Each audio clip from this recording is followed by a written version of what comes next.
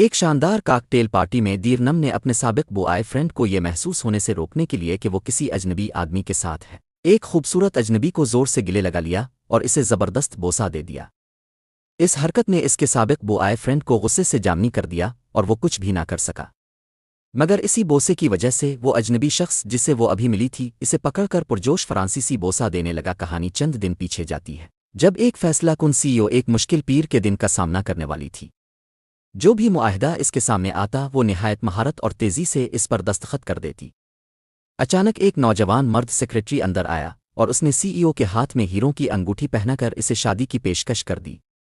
اس نے انکار نہیں کیا بلکہ وہ تو فرانسیسی بوسے کی منتظر تھی، مگر سیکریٹری نے اسے بوسہ دینے کے بجائے صرف ایک لفظ کہا، نو آنگن۔ یہ لفظ بار بار اس خوبصورت سیکریٹری کی زبان سے نکلتا رہا۔ یہ نو آنگن اسٹیشن ہے۔ اچانک صدر اپنے خواب سے نکل کر حقیقت میں واپس آئی۔ وہ دراصل ایک بے روزگار طالبہ دیرنم تھی۔ وہ جلدی سے اسکول کی طرف بھاگی تاکہ استاد کی کلاس میں وقت پر پہنچ سکے۔ اسکول پہنچ کر دیرنم نے استاد کے لیکچر پر پوری توجہ دی، یہاں تک کہ استاد نے اسے ان طلبہ کی مثال کے طور پر پیش کیا جو کلاس میں اونگ رہے تھے۔ میں نے دیرنم کو کبھی کلاس میں اونگتے نہیں دیکھا۔ چاہے تم دل لگا کر پڑھو امتحان پھر بھی تمہاری زندگی کے 5 سال نگل ہی لیتا ہے۔ دیرنم کو لگا کہ اس کی تعریف ہو رہی ہے، مگر استاد کا موازنہ اس کی انا کو چوٹ پہنچا گیا کیونکہ 30 سال کی عمر میں بھی وہ بے روزگاری کے باعث ابھی تک اسکول میں ہی تھی۔ دیرنم نے سوچا کہ استاد کو طنزیہ مذاق کا جواب دے، مگر تب استاد نے اس کے پارٹ ٹائم کام کی 1 مہینے کی تنخواہ کے برابر قیمت کا ٹکٹ نکال لیا۔ دیرنم فوراً بدل گئی۔ اب مجھے کلاس کا زومبی آجو چاہی کہہ لی استاد۔ خدا حافظ۔ اس کے ساتھ بیٹھا ہوا طالب علم حیران رہ گیا کہ یہ بڑی بہن 1 مہینے کی تنخواہ کے برابر ٹکٹ کے لیے اپنی عزت چھوڑ دے گی۔ تیز دماغ ہونے کے باوجود دیرنم تقریباً 30 سال کی عمر میں بھی کوئی ڈھنگ کی نوکری حاصل نہ کر سکی تھی۔ اس کی زندگی اتنی عام تھی کہ اس سے زیادہ افسوسناک شاید ہو ہی نہ سکتی تھی۔ حسب معمول وہ دیر تک کام کرنے کے بعد گھر لوٹی، مگر 1 مہینے کی فیس کے برابر ٹکٹ ملنے کے بعد اسے ایک اور خوشگوار حیرت ملی۔ اس کی چھوٹی بہن نے اسے جیجو آئی لینڈ جانے کا ہوائی ٹکٹ دے دیا۔ دیرنم خوشی خوشی باتیں کرتی رہی اور ہنستی رہی، مگر ایک بات اس کے ذہن میں کھٹکی۔ واپسی کی تاریخ 9 تاریخ تھی، حالانکہ اس کی بہن کی شادی 8 تاریخ کو تھی۔ تب چھوٹی بہن نے سچ بتا دیا۔ اس نے اپنے بوائے فرینڈ کے گھر والوں سے جھوٹ بولا تھا کہ اس کی ایک بڑی بہن امریکہ میں پڑھ رہی ہے، مگر اس کے بوائے فرینڈ کا خاندان بہت بااثر اور اعلیٰ طبقے سے تھا، جبکہ وہ خود کوئی خاص نہیں تھی۔ اس لیے اس نے اپنی بہن کو ڈھال کے طور پر استعمال کیا۔ اچانک دیرنم سماجی سیڑھی چڑھنے کا ایک ذریعہ بن گئی۔ اسے خود پر تھوڑا ترس آیا، مگر وہ سمجھتی تھی کہ اس کی بہن کو ایک اچھا خاندان چاہیے۔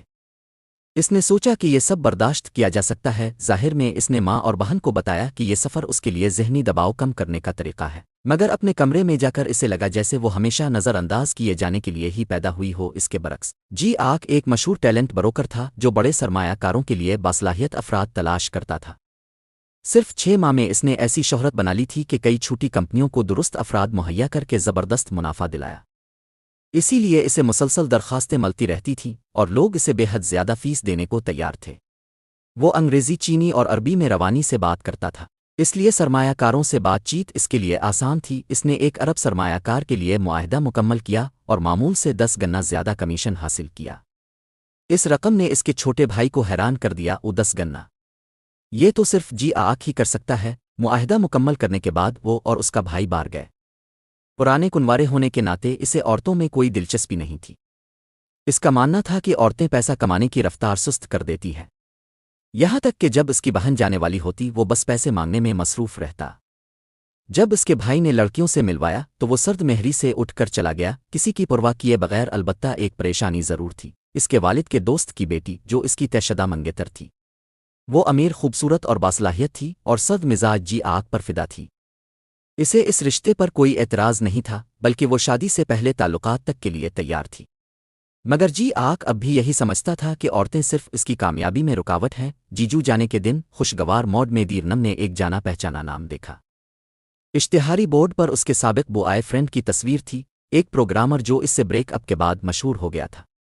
چند سال پہلے جب وہ ڈونگ گون سے محبت کرتی تھی، اس نے دیرنم کو عام ہونے کے باعث چھوڑ دیا تھا۔